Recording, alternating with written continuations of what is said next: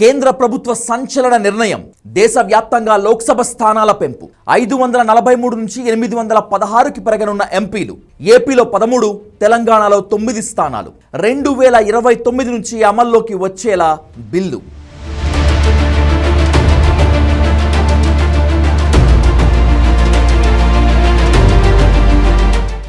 రెండు 2029 ఎన్నికల కోసం కేంద్రం వ్యూహాత్మకంగా అడుగులు వేస్తోంది. ఇందులో భాగంగా దేశవ్యాప్తంగా పార్లమెంట్, అసెంబ్లీ స్థానాలను పెంచాలని నిర్ణయించింది. పార్లమెంట్, అసెంబ్లీ స్థానాలను పెంచితే ఒకే దేశం ఒకే ఎన్నిక నిర్ణయానికి అడ్డు చెప్పరనే ఉద్దేశంతో ఉంది. మరోవైపు పార్లమెంట్ స్థానాల పెంపుతో ఉత్తరాది రాష్ట్రాలే లబ్ధి పొందనున్నాయి. దక్షిణాది రాష్ట్రాల ప్రాధాన్యత తగ్గిపోతుందనే ప్రచారం సాగుతోంది.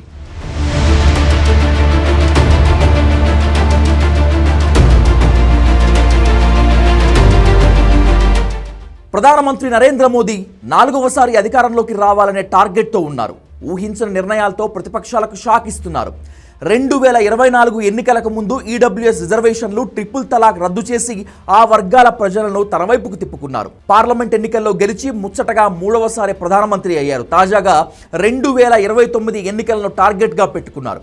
అందులో భాగంగానే దేశవ్యాప్తంగా లోక్సభ, అన్ని రాష్ట్రాల అసెంబ్లీ స్థానాలను 50% పెంచాలని నిర్ణయించింది. లోక్సభ స్థానాలు 543 నుంచి 816కు పెరుగుతాయి.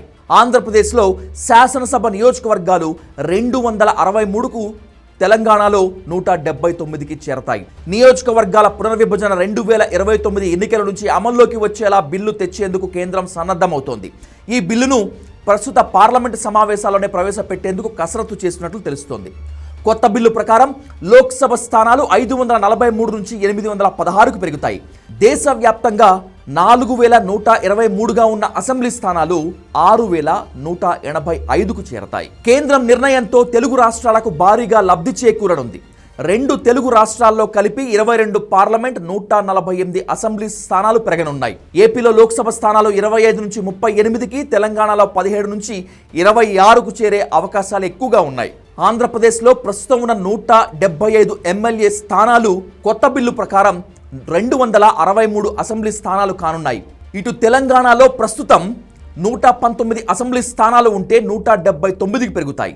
పార్లమెంట్, అసెంబ్లీ స్థానాలు పెరగడంతో రాజకీయ ప్రాతినిధ్యం పెరగనుంది. అంతేకాకుండా కొత్త నేతలకు అవకాశాలు రానున్నాయి. లోక్సభ సీట్ల పెంపు ద్వారా ఉత్తరాది రాష్ట్రాలకు మరింత ప్రాధాన్యత పెరగనుంది. కేంద్రంలో ప్రభుత్వ ఏర్పాటులో దక్షిణాది రాష్ట్రాల పాత్ర నామమాత్రమే కానుందనే ప్రచారం జరుగుతోంది. అయితే జనగణన తర్వాత వచ్చిన లెక్కల ఆధారంగా దామాషా ప్రకారం సీట్ల పెంపునకు అనుమతినిస్తే దక్షిణాది ప్రాంతానికి అన్యాయం జరుగుతుందనే వాదనలు కూడా ఉన్నాయి. మొదటి నుంచి దక్షిణాది రాజకీయ పార్టీలు ఈ విషయంపై ఆందోళన వ్యక్తం చేస్తూనే ఉన్నాయి. ఇలాంటి ఇబ్బందులు రాకుండా ఉండాలనే అన్ని రాష్ట్రాల్లో సగటున లోక్సభ, అసెంబ్లీ స్థానాలను 50% పెంచాలని నిర్ణయించినట్లు తెలుస్తోంది. దీనివల్ల అన్ని రాష్ట్రాలకు ఇప్పుడున్న రాజకీయ ప్రాతినిధ్యం యథాతథంగా కొనసాగే అవకాశం ఉంటుందని సమాచారం. లోక్సభ, అసెంబ్లీ సీట్ల సంఖ్య పెంచేందుకు వీలుగా రాజ్యాంగంలో కొన్ని సవరణలు చేయాల్సి ఉంటుంది. ఇందుకోసం ముందుగానే మహిళా రిజర్వేషన్ చట్టం, డీలిమిటేషన్ చట్టాలకు సవరణలు ప్రతిపాదిస్తూ ఈ పార్లమెంట్ సమావేశాల్లో కేంద్రం బిల్లులు తీసుకురాబోతున్నట్లు సమాచారం.